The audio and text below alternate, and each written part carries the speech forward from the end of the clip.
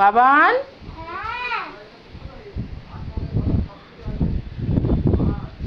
তুমি এখানে কি করছো?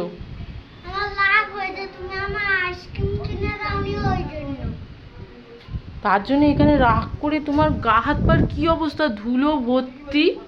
তুমি চলো চলো বাড়ি চলো, চলো চলো বাড়ি চলো। না। কেন? আগে তোমাকে আইসক্রিম কিনে দিতে হবে। না বাবা, আইসক্রিম খেলে তোমার ঠান্ডা লেগে যাবে। তুমি আজকে জেনেছো কত গরম আছে?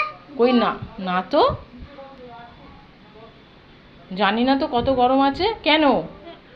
ওই জন্যই গরমে আইসক্রিম খেতে হবে। গরমে আইসক্রিম খেতে হয়? হ্যাঁ। কে বলেছে?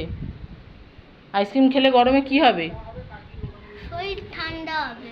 ও, আর যদি আইসক্রিম না কিনে দিই তাহলে? আমি কাঁদবো। কাঁদবে? কাঁদো দেখি, কেমন করে কাঁদবে।